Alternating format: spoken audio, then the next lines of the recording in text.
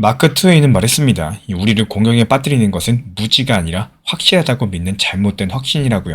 지금 SNS를 뒤덮은 폭락과 상승에 대한 과도한 확신들이 바로 우리를 공경에 빠뜨리고 있는 함정입니다. 현재 시장은 여론을 따라가는 투표 기기가 아니에요. 이 한쪽으로 쏠린 포지션의 무게를 털어내면서 다시 또 균형을 잡으려는 냉혹한 저울이라고 보시면 됩니다. 이번 영상을 통해서 우리는 이 대중의 확신 뒤에 숨겨진 시장의 반작용 법칙을 이해할 거고요.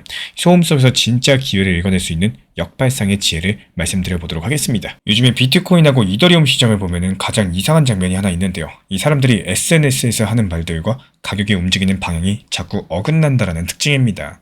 다들 이제 올라간다라고 확신을 말하는 순간 그때부터 신기하게 가격이 꺾이기 시작을 하죠. 그리고 다들 이제 끝났다라고 말하는 순간 그때부터 오히려 또 반대로 상승하는 경우가 많이 나타납니다. 이게 과연 단순한 우연일 수 있을까요?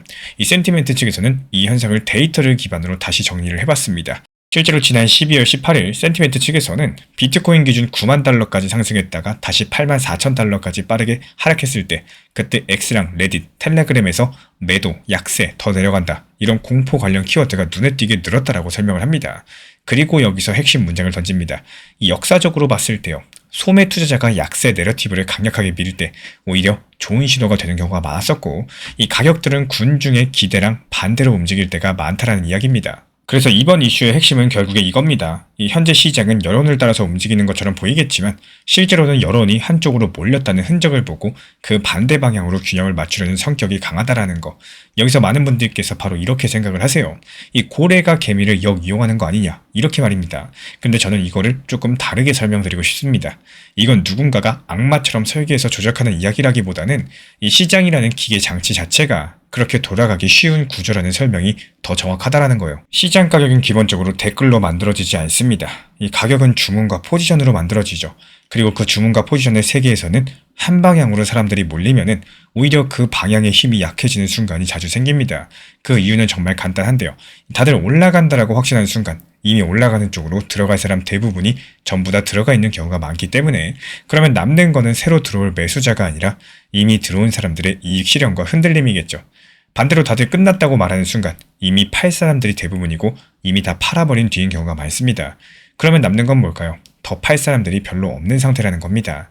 이때부터 시장은 아주 작은 매수세만 들어와도 쉽게 상승이 가능하겠죠. 이게 바로 SNS가 역신호처럼 보이는 첫 번째 이유이기도 합니다. 이 SNS는요, 미래를 정확하게 예측하는 도구가 아니라 이미 쌓여버린 감정과 포지션의 흔적을 보여주는 창문이기 때문에 사람들이 무언가를 확신해서 또 크게 말하고 공유하는 순간 시장에서 가장 늦게 도착한 사람들이 목소리를 키우는 순간인 경우가 많다는 거. 그리고 두 번째 이유는 레버리지입니다. 이 크립토 시장 같은 경우는 레버리지가 정말로 쉽게 붙죠. 레버리지가 붙는다라는 것은 작은 가격 변동에도 청산이 연쇄적으로 터질 수 있다는 뜻입니다. SNS에서 흔히 이제 간다 이렇게 긍정적인 얘기가 많아질 때는 되게 롱 포지션이 많아지고요. 그러면 시장은 가장 쉬운 길을 선택하겠죠. 롱이 많은 쪽을 흔들어서 청산을 만들고 그 청산이 또 가격을 밀고 그 가격이 다시 공포를 만들게 되는 구조가 만들어지는 겁니다.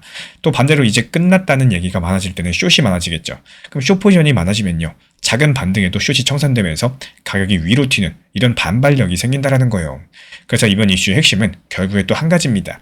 이 시장은 사람들의 의견을 반대로 하기 위해서 움직이는 게 아니라 사람들이 한쪽으로 몰린 포지션을 정리하기 가장 쉬운 방향으로 움직이는 경향이 강력하다라는 거. 그렇다면 여기서 진짜 중요한 질문이 나옵니다. 그렇다면 공포가 커지면은 무조건 바닥이냐인데요. 이 질문에 대한 정답은 단호하게 말씀드릴 수 있어요.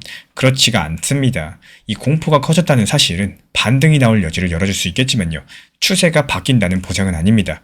왜냐하면 시장은 심리만으로 움직이지 않기 때문에 이 심리 위에 올라타서 가격을 끌고 가는 것은 결국에 유동성과 구조입니다. 그리고 지금 12월 시장은 그 구조가 상당히 뻣뻣한 상황이에요. 글래스 노드 측에서는 12월 17일 보고서에서 비트코인 대략 8만 1000달러 근처 지지 그리고 9만 3000달러 근처 저항 사이에 취약한 박스에 갇혀있다라는 설명을 합니다. 특히 9만 3천에서 12만 달러 구간의 상단 매물대가 두껍게 쌓여있다 보니까 회복 시도 자체가 계속 막힐 수 있다고 말을 하고 있는데요.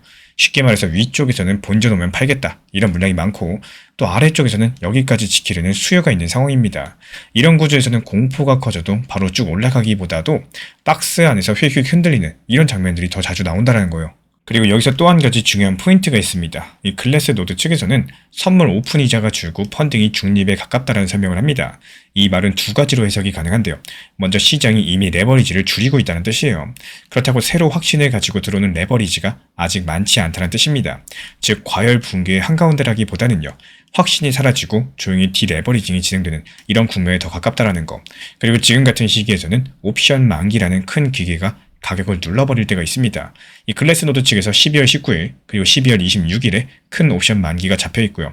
이런 시기에는 딜러 해지가 가격을 박스 안에 묶어두는 이런 힘으로 작동할 수 있다는 설명을 합니다. 쉽게 말씀드리자면은 현재 시장이 멀리 도망가려고 하면은 잡아당기고 또 너무 빠지려고 하면은 받쳐주는 식으로서 변동성을 눌러놓는 장치가 강해지는 시기란 뜻입니다. SNS 공포가 커지면은 반등이 나올 가능성은 열릴 수 있겠죠. 하지만 구조가 박스를 강하게 만들고 있으면은 그 반등은 추세가 아니라 이 박스의 위아래를 오고 가는 움직임의 가능성이 크다라는 거. 그래서 이번 이슈의 핵심은요. 결국에 세 번째 문장으로 정리가 됩니다. 여론이 반대로 맞는 게 아니라 여론이 극단으로 몰릴수록 시장 구조가 그 극단을 정리하려고 움직이기 쉽다라는 점이에요. 그렇다면 이제 거시로 시선을 넓혀볼까요? 왜 하필 지금 이 현상이 더 크게 체감이 될까요? 그 정답은 정책의 속도 차이에 있습니다. 이 연준 측에서 12월 10일 금리 목표 범위를 3.5에서 3.75로 내렸었죠. 게다가 준비금이 충분한 수준을 유지하기 위해서 단기 국채 매입을 시작할 수 있다. 관련 표현도 같이 들어 있습니다. 이런 표현들이 현재 시장에 미묘한 신호를 주고 있어요. 이 돈줄을 너무 조이지 않겠다라는 신호처럼 읽히고 있기 때문에 ECB 측에서는 12월 18일 날 금리를 동결했고 자산 매입 포트폴리오를 줄여가는 흐름들을 유지한다라고 말을 합니다. 유럽에서는요. 이 속도를 크게 바꾸지 않고 있어요. 그리고 일본은행은 12월 19일 콜 금리를 0.75% 정도로 유도하겠다라고 발표했습니다. 일본이 금리를 올린다? 전 세계 자금이 빌리는 비용과 환율의 방향성이 바뀔 수 있겠죠. 이렇게 되면 무슨 일이 생기냐?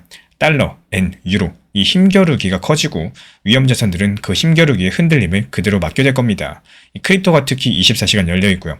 레버리지가 빠르게 붙었다가 빠르게 떨어지는 시장이라서 이런 흔들림을 더욱더 크게 느낄 겁니다. 그리고 여기에 물가도 같이 보셔야 돼요. 이 미국의 CPI는 11월 기준으로 전년 대비 2.7%, 근원은 2.6%입니다. 이 숫자가 안심할 만큼 낮다랑 방심할 만큼 낮진 않다. 이 중간에 있는 상황인데 그래서 현재 시장은 계속 눈치를 봅니다. 연준이 더 내릴지 멈출지 혹은 생각보다 빨리 방향성을 바꿀지 말이죠. 그리고 이런 눈치 보기 구간이 길어질수록 가격은 방향이 아니라 변동성으로 먼저 반응을 할 거고요. 그 변동성이 SNS 감정을 더 거역하게 흔들게 될 겁니다. 지금 구간에서 중요한 건요. 얼마나 빨리 먹냐가 아니라 어떻게 버티느냐입니다. 이 비트코인이 특히 업비트 비썸 현물로만 접근하면서 기준을 잡아두는 게 핵심이죠. 그래서 제 자료도 전부 현물 기준으로만 구성이 되어 있습니다. 필요하신 분들께서 고정 댓글창 참고해 주시면 되고요. 그렇다면 우리는 지금 무엇을 해야 될까요? 저는 여기서 기준점만 말씀드리도록 하겠습니다. 먼저 댓글을 예측으로 받아들이지 마시고 쏠림의 계기판으로 보셔야 됩니다. 다들 똑같은 말을 하기 시작하면 그 말이 맞고 틀리고를 떠나서 이미 포지션이 한쪽으로 몰렸을 가능성이 커지는데요. 그때는 확신을 키우는 게 아니라 오히려 확신을 낮추는 쪽이 리스크 관리에 유리하다라는 거예요. 그리고 공포감이 커졌을 때는 당장 방향 전환보다도 이 청산 파동부터 먼저 떠올리셔야 됩니다. 공포가 반등을 부르기도 하겠지만요. 공포가 또 한 번의 공포를 부르기도 합니다. 그래서 공포가 커지는 시기에는 한 번의 결론을 내기보다도 이 내가 감당 가능한 속도로 움직이는 게 핵심이에요. 그리고 구조를 함께 보셔야 돼요. 이 지금 글래스노드 측에서 말하는 것처럼 박스가 강하고요. 옵션 만기가 가격을 핀처럼 누르는 시기라면은 SNS 공포는 반등을 만들 수 있어도 추세를 보장하지는 못합니다. 또 반대로 옵션의 만기가 지나고 구조가 리셋되는 구간에서는요. 같은 공포라고 할지라도 더 크게 방향성을 만들 수가 있습니다. 이 결국에 같은 심리 신호라도 구조가 다르면은 결과가 달라질 수밖에 없겠죠. 이어서 규제랑 결제 인프라의 변화는 이 단기 가격보다도 유동성의 길을 바꿉니다. 오늘 기준으로 봤을 때 FDIC가 지급형 스테이블코인 관련 절차를 제안하면서 의견을 받기 시작을 했어요. 그리고 현재 의회에서는 시장 구조 법안 텍스트가 공개되어 있습니다. 이런 것들을 내일 가격을 맞추는 뉴스가 아니라요. 앞으로 돈이 들어오고 또 나가는 문이 어떻게 생길지를 결정하는 재료입니다. SNS가 이런 재료를 늘 과장하거나 아니면 과소평가하는 쪽으로 흔들리기가 쉽기 때문에 그래서 더더욱이 SNS는 판단이 아니라 소음 측정기로 쓰는 게 맞습니다. 그리고 마지막으로 오늘의 질문으로 돌아가 보자면요. 왜 암호화폐가 개인 투자자 SNS 전망과 반대로 흘러가느냐? 그 정답은 딱 한 가지로 정리가 됩니다. 현재 시장은 사람들의 말이 아니라 사람들의 확신이 만들어낸 쏠림을 정리를 하면서 움직이고 있는 기계 장치이기 때문이에요. SNS 전망이 맞고 틀리고가 아니라 SNS가 한쪽으로 쏠리는 순간 그 자체가 시장 구조의 중요한 신호탄이 되기 때문입니다. 이 시장이 흔들릴수록 중요한 것은 공포가 아니라 그 안에서도 끝까지 지켜내는 나만의 원칙이라는 이야기입니다. 시장이 떨어지고 변동성이 커진다고 해서 겁부터 먹는 게 핵심이 아니라요. 이런 상황 속에서도 내가 미리 세워둔 기준과 원칙들을 얼마나 중요하게 여기고 있는지, 이게 결국에 결과를 가리게 되는 건데, 특히나 이런 구간에서는 단기 저점과 고점들을 의식을 하시면서 대응하는 원칙 매매의 힘이 훨씬 더 크게 작용을 합니다. 가격이 상승했을 때 그 일부라도 매도를 하셔야지 그 수익이 비로소 내 것이 되는 거고, 가격이 하락했을 때는 추가 매수를 하셔야지 그 다음 대응이 훨씬 더 효율적으로 이어질 수가 있는데, 이런 아주 기본적인 흐름을 자꾸 거꾸로 하게 되는 이유, 이거는 시장이 나빠서가 아니라요. 투자 심리 싸움에서 스스로 지고 있는 싸움을 하고 있기 때문입니다. 내가 사면 떨어지고 팔면 오르는 것처럼 느껴지는 이유도요. 결국에 이러는 공포와 욕심이 판단을 앞서버려가지고 원칙이 아니라 감정으로 버튼을 누르게 되고, 그 결과로 같은 실수랑 같은 후회를 반복하게 되는 이런 구조에 들어가기 때문입니다. 이 원칙 매매라는 거는 대단한 기술이 아니라 올라갔을 때 챙기고 내려왔을 때 준비하는 아주 기본적인 대응을 꾸준히 반복하는 습관에 가깝고요.